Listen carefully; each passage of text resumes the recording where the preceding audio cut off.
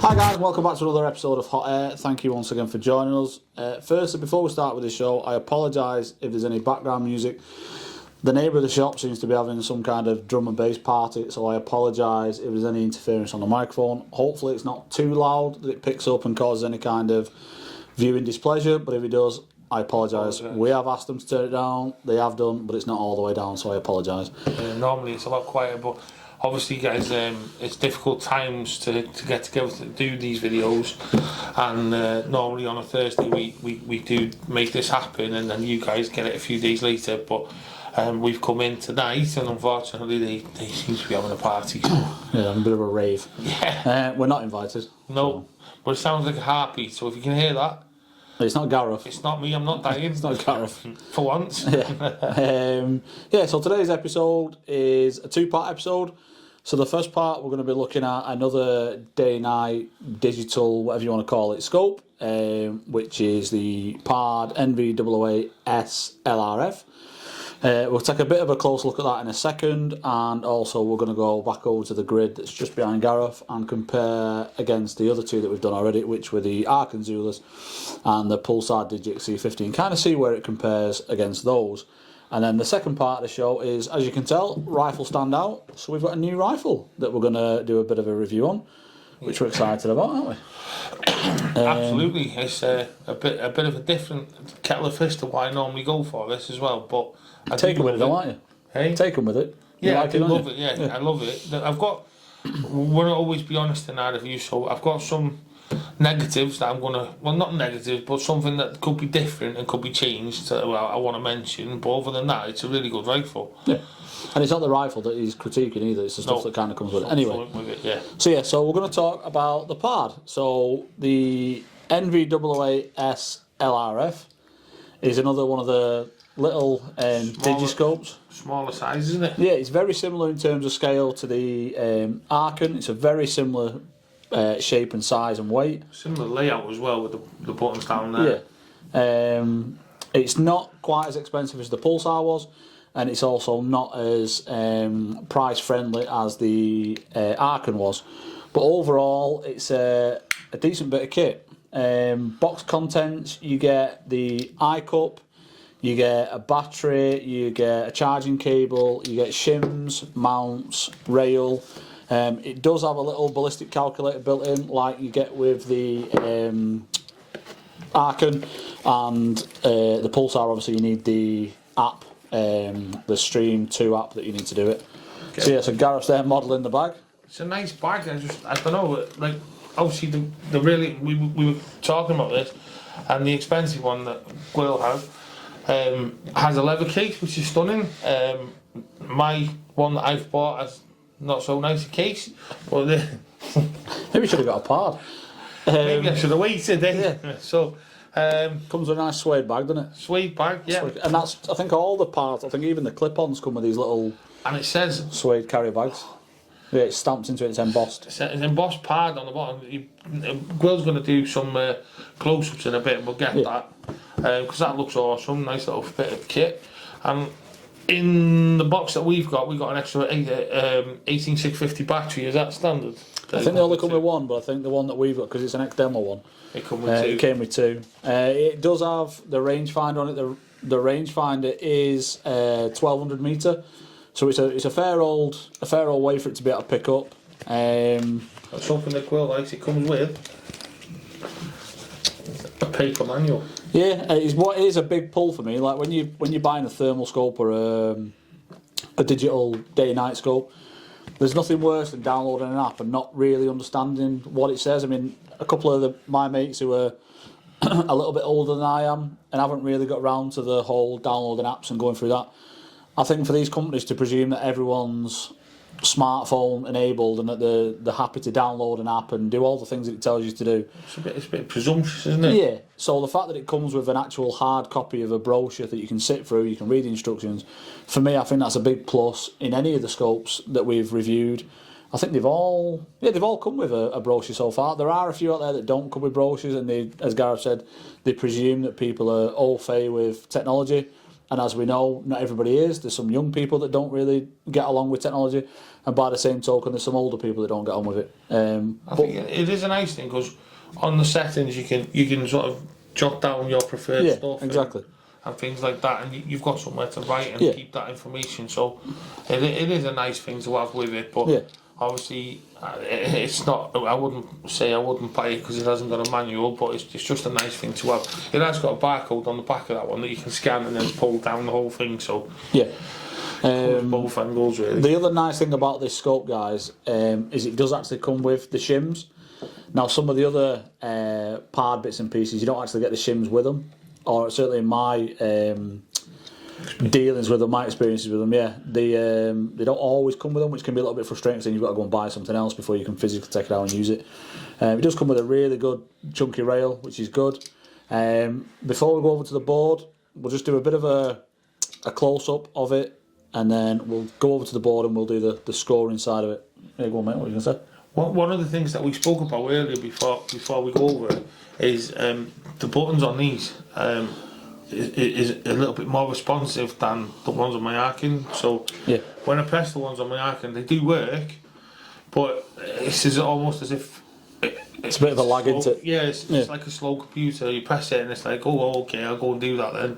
Whereas these, you press it and it works. So when you're out in the cold and you're trying to do things, that's going to make a big difference, I think. The other thing as well with the Arkin, guys, and you'll be able to see clearer in a minute when we do a close-up of it, but like on the Arkin, you've got your buttons laid out at the top and then one underneath, and you've got to cycle between the two and then press down. Whereas this one, they're all in a single row, so it's dead easy to go from your menu and then up on your arrows and stuff.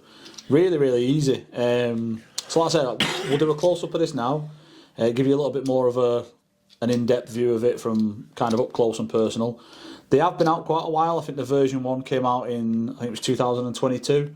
So they have been out a fair while, and they've obviously gathered momentum. People do like them.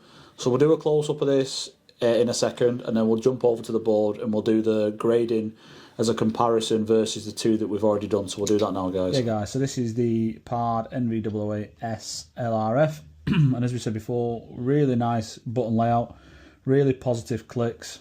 It's got nice stiff closing lens cap with a hole there, so you can use it as like a sunshade.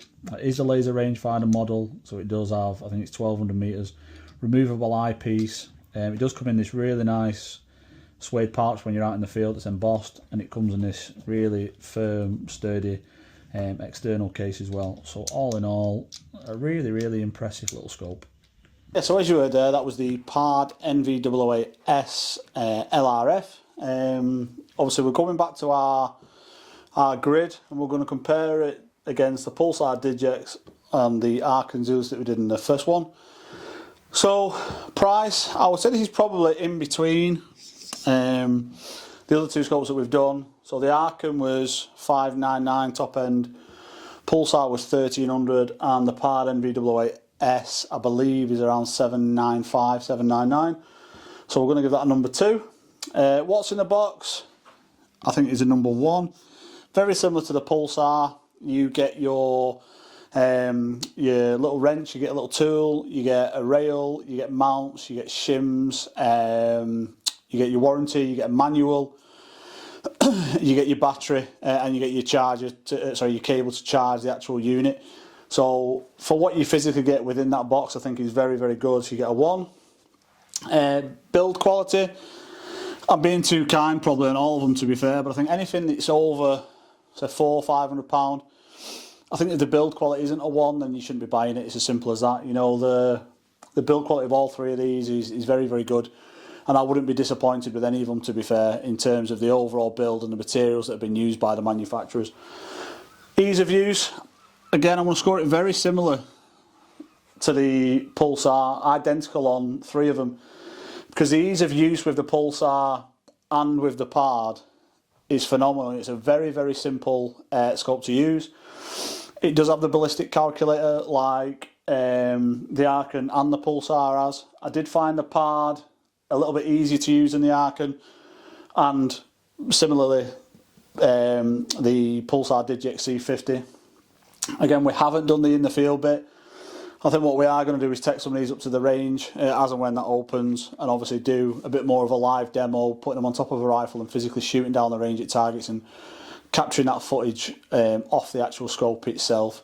So yeah, so hope that's useful to anyone who's thinking of buying a day-night digital scope. But for now, we're going to go back over to the desk. Yeah, guys, so that was the comparison of the PARD NV008 SLRF. I think I've said that about 20 times now. And as you can see by what we've just done over at the board, it's put up a really good account of itself, and it's actually in the lead up until the point where we go and test them in the field. Now I think the next thing we're going to do is put these all on the same rifle. I'm going to take them to the range, and we will shoot at a set distance in time. One, because we can control the elements, so we know that they're all going to be done in exactly the same place and at exactly the same distance. And two, it's user friendly. We're not going knocking rabbits over or shooting rats in a barn or whatever, so we are just going to be hitting a target. So interesting to see how those three fare against each other out in the field. I use the pulsar quite a lot, so obviously I'm a little bit biased in terms of what I think, but I will not reflect on the video if I think that one of the other three, obviously we haven't done the last one yet, but if one of the other three is better than the pulsar, I can guarantee I will say so. I've started to use the Arkham, but I kind of think this is nicer. No refunds, I'm afraid. Just a quick one, and this isn't to everybody. This is to in case there's any manufacturers watching.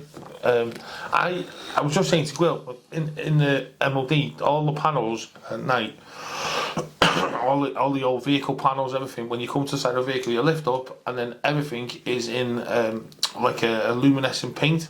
So it's engraved in, and then dabbed in luminescent paint, so you can see straight away. Yeah. They could do the same on these scopes, or I mean, the technology's there. We could easily put LED panel underneath these. We don't know for definite that this is or it isn't, but normally when something's in a luminous paint, you almost get like a greeny yellow tinge to it, which this doesn't. It's just like a pure white. Yeah. But it would be handy, like I say, if you're out in the field and it's pitch black and you haven't got an head torch on or something, or you're relying purely on the fact that you know where your buttons are. Would be nice just to have a couple of markers just either lit up by a little bit of backlighting, or as Gareth said, like the luminescent paint that they use. If this is luminescent paint, they need to get a new supplier. Because compared to Gwill's watch, this is nothing. So yeah, this is genuinely it's going back to older stuff, but it worked really well. So yeah. And it never wears off because it's in a sorry guys. Not one episode have we done where he's not died. Shocking. So yeah, so that was the little PARD. I'm not going to say the number again because you guys will be bored of me saying it. The second part of the video is, as we said, we've got a new rifle to put out. So this is the new rifle from Edgar Brothers. We had when the first EBX V2, the first one that came out, we had a load of them in the shop, and they sold out really, really quick because they were priced right, they felt right. There was a couple of things that weren't, that could have been done better, and I think Edgar Brothers have listened to that critique, and I think they've done something about it. So the original one didn't have a gauge on the cylinder. I don't remember it having, and it didn't have a reg gauge on it. And I just think it was a good base model. Like as a Mark 1, it was good. Whereas now we've got the second one, which is the RS version, which we will get out now. Which does both of them, doesn't it? Yeah.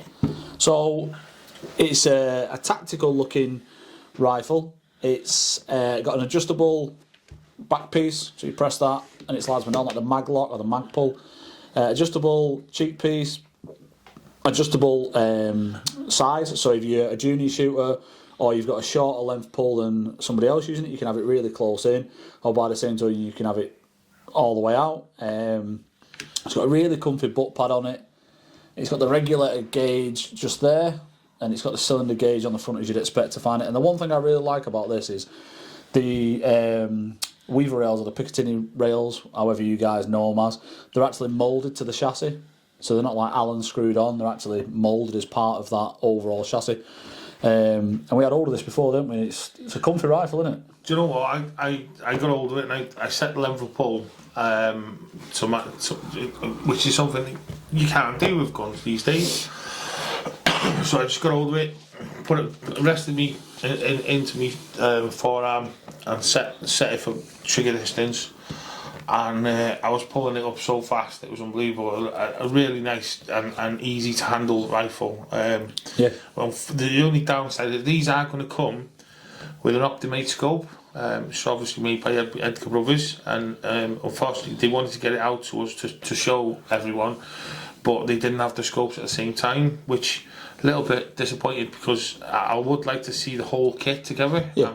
We will be doing another one in the future where... Yeah, it's just worth saying that by the same time, I have put an order in for these to the shop, so when they do come in, obviously we'll get the scopes and the mounts with them, so we can do a follow-up video, as Gareth was saying, so we can actually physically show them, can't we? We can discuss them. I've been trying to break, not break it, but I gave it a bit of pressure earlier, because I'm not overly a fan of these type of rifles, like FXs that we've got lying around and stuff like that, and Evernicks, and generally speaking, they're a bit flexible. You get solid, this one, isn't it? It's absolutely rock solid. Like, apart from this bit on the back that does move a little bit, all these brackets that come together just don't move at all. Yeah, the collars are solid. So fair play to them for that. And the magazine as well. Talk about them in a second. We'll do what you get in the box. We'll do that in a minute, can't we? The thing that I think everybody will want to know is the price. Now, obviously, you get a black hard case that we'll show you in a second. You get the rifle, obviously, you get your mounts, you get your scope, which is a decent magnification. I think it's 3x12x50, I think we said. Yeah, 3x12x50. Which is a good scope. You get 2 magazines, which are similar to the ATA Kral type mags. Also look like the rapid mags. Yeah, very similar. You get your fill probe and some spare O-rings. And then the nice thing you get is you get each rifle that comes, you get your own little certificate, and basically it tells you who tested it. There's 5 shots that have gone through it. It tells you the feet per second for each shot. It tells you the pellet weight they were using and who the shooter was who shot the rifle and tested it. Now that for me is a really good thing to have with a rifle, because you know exactly what it's doing. And for all that, you're paying £499. And no, I didn't make a mistake there. It is £499 for a PCP rifle. It's 200 bar, I think. It's got a decent sized cylinder on it. I think it's 120 shots per fill, I think. Don't quote me on that. I will double check and I'll put it in the comments. You get hard case as well. Now the hard case, there are a couple of gripes with it that we'll discuss in a second. But I think for just shy of 500 quid, it's going to be a hard one to beat, isn't it? Yeah. We did that show about which rifles were going to be the best budget rifle, and we picked the Kral for $399. That was the ATA, wasn't it? Oh, sorry. We did the ATA Airborne, and we mentioned the Kral MPO2. Both cracking rifles for the price, but for the extra £100 to have all the hard case and the scope, the 3x12x50, I think it is. It's a much better scope. So Optimate scope's much better than the ones that come with them. Yeah. So I mean, as a package, it's a mid-range rifle for a bottom. Yeah, I think for people coming in to buy either a first rifle, or maybe if you was buying your son or your daughter a rifle, or maybe you just wanted to add something to your collection, I don't think you'd be disappointed if you was walking out the shop with one of these. It's got loads of Picatinny attachments. Obviously you can have a bipod on the front, you could put a torch on the front if you was doing lamping or shooting at night. It's a solid steel billet, and it's got a cutout with a screw, so obviously you can take that off if you were a gunsmith or you're confident to do so, and you can work on this really, really simply. It shoots really, really well. It's got a really nice trigger pull, and it's quiet as well. It's got an internal mod which is reasonably quiet. I know they're not always dead quiet, but this one is reasonable, and I think for that kind of price I can't think of anything else that's... I can guarantee now that this is going to be one that gets modified. Yeah. This is going to be, like the guys with the FXs, like Moggy out there, and he's got his bits all over it, literally like all these extra bits there. People are going to be on their 3D... I bet there's people watching now who own 3D printers that are literally just sitting there drooling, waiting to attach things, because that's what's going to happen with this. I can see it now. Well, it's definitely one that we're going to take up to the range and have a bit of a plink with it, because I think it's... So we've shot it in the shop, and over the distance that we've got in the shop to play with, which is like 15-20 yards, it's not fantastic because you can't really push them out, and also you've not got any elements fighting against you, so you're not really putting any real skill into it. Whereas I think if we can get it up there and actually record it shooting over the range, I think it'd be fantastic.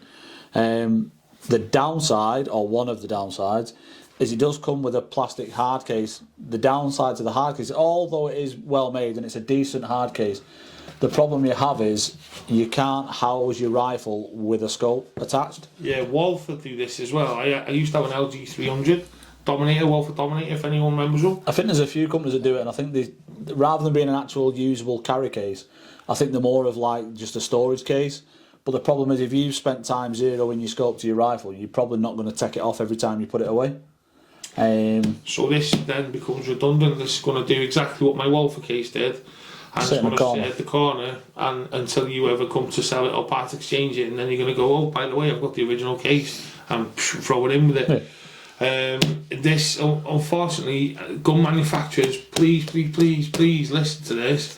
When we have our rifles, we want them to pack away in the gun case complete.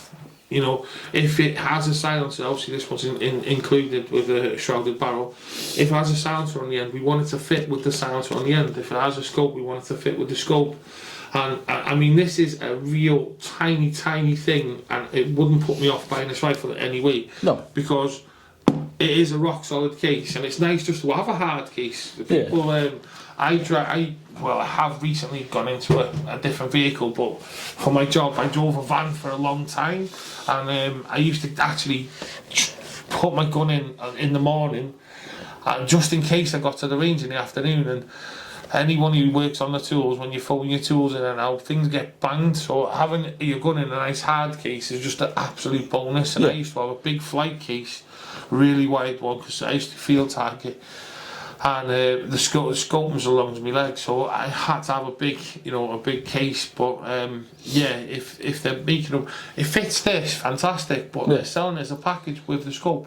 Yeah, and I'm not. If you are thinking of buying one of these, if you are tempted either by the reviews that we've done or the reviews that other YouTubers have, because there are a couple out there. There's not many because they are new, but there are a few out there. Don't be put off by the hard case, because if that is the only negative about this rifle, it's a nothing. And we just want to be completely clear on this, because we don't want to be one of these reviewers that just go, it's amazing. It is amazing. Yeah. But the accessory that come with it could have done with a little bit extra thought. But for fit in the shop here, if you buy a rifle, you get a free case anyway. So we'd give you a free soft case that would fit the scope in anyway. So it's neither here nor there. I'm just trying to be honest. And that is the only gripe with the case. You know, as Gareth said, it's really well made. It's a hard case. It's got loads of soft egg box style foam in it. It's just frustrating that it's just not an inch or two deeper, just so you could fit a scope on and just above. I mean, some of these lads some of these people, lads and lasses, that are going out doing lamping or going out doing night shooting, they've got a decent sized digital scope on. You want your hard case to be quite deep, because you've got to allow for that bigger scope, because it'll usually have a bigger aperture on it. Obviously the smaller scopes that we've done don't, but for those of you that use something like a Digix where you've got a big long tube with a massive aperture on it, there's no way that's fitting in anything that slim, so you will have to get an additional case. But for me, that is the only gripe. I mean, I don't normally like rifles that have got the trigger and the safety in the same place, but it's a really positive safety. It's comfortable, the trigger's in the right place, the first and second stage are really nice, and I think for that money, I don't think there's many that I've seen at the minute that are beating it. I hope this doesn't come back to bite me, but I think that we're going to be using this as, this is going to be like a long-term rifle that doesn't break. Yeah. I think the way that, you know when you get a rifle it's going to break, you can feel it, it's flimsy, it's loose inside, your power's not there, your trigger pull's horrible. This thing is silk, and I don't think it's just this one because they've sent to test. I think it's genuinely... No, I think they're all the same. Going off, like I said, the Mark 1s that we had, the XV2s, they were all really good, and I think we sold them all in a week. They was not here for long. That's why you were excited to get this one. Yeah, and I think if you're a fan of the FX style or like the S510 Tactical, I think if you look at this, you're kind of getting the same type rifle for a quarter of the price. And that, to me, for the market as it is now, and for people that are struggling with money, who want to get into a specific hobby that's not going to swallow up loads of cash, rather than going out and spending £15,000 to £3,000, you can buy this for less than £500. Look at this, guys. And you're away. Look, it's just... It's a really nice rifle to silk. shoot. It's a really nice rifle to hold. Quiet as well. Sorry if that hurt anyone's ears. Hopefully theirs upstairs. Well, they've stopped music now. Yes, they must have heard us. So EB Edgar Brothers XV2 RS. Have a look online. Have a nosy at them. Me personally, I think they are well worth the money, and I think Edgar Brothers will not struggle in selling these. Being I a think fast forward lover, I think it's... Yeah. Because RS, isn't it, guys? It's fast forward, you know. I do like the look of it. I've got to be honest. And I like the fact they've done things that they were asked to do on the first one. Yeah. Things like regulator, because I think most rifles now, if you're buying a rifle for over £500-600, you expect a regulator. So the fact that this one's under £500, it comes with a reg. It has got the cylinder gauge on it. And it is a really sturdy feeling thing. I wouldn't be surprised if I was asking what's the price. If it said £8,000, £9,000, I am really impressed with it. So yeah, Edgar Brothers XV2 RS. Cracking rifle. Yeah, all round really good. We will do a follow up with it. Like I said, we will take it up to the range and we will do some target shooting with it just to have a feel of it over longer distances and just try and punish it a little bit.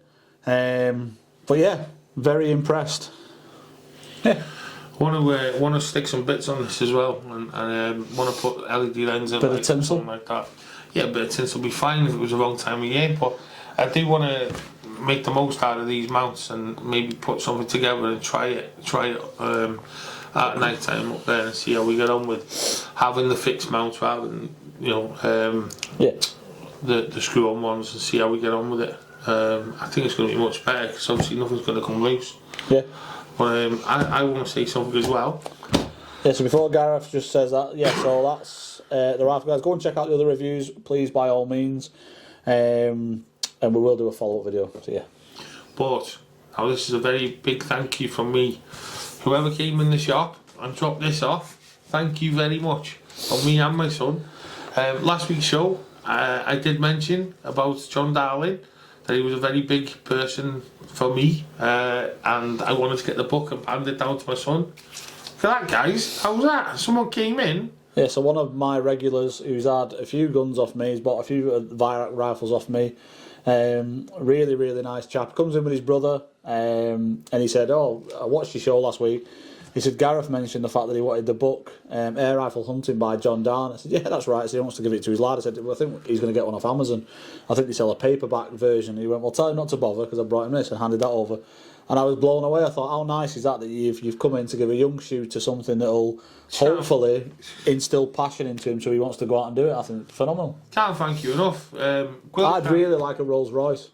Yes, and by that token, a Ferrari or anything along that lines. Yeah, that'd be nice if someone wants to drop one of them off. That'd be good. But no, seriously, that's amazing. A couple of Parazzis or a nice Venom, something like that would be nice. Yeah, Venom. Anything really, guys. Drop whatever you want off. Yeah. So make custards. There we go. We'll start small.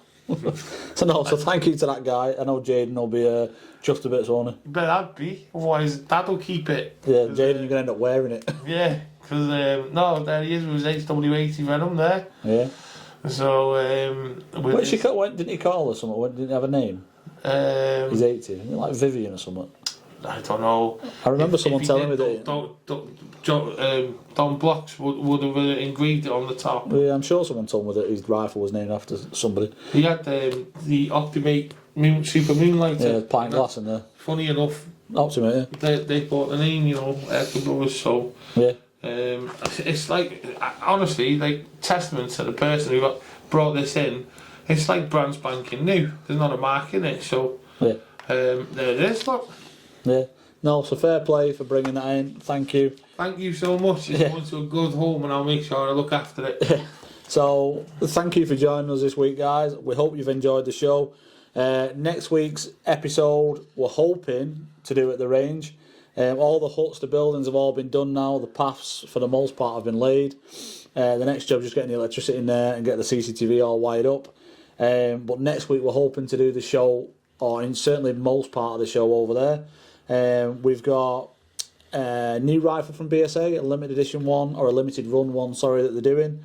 or they've done. We've got that to show you, and also a walk round, a tour of the range, if you will, and hopefully we'll shoot some targets and give you a bit of an update on things to come and potential opening days.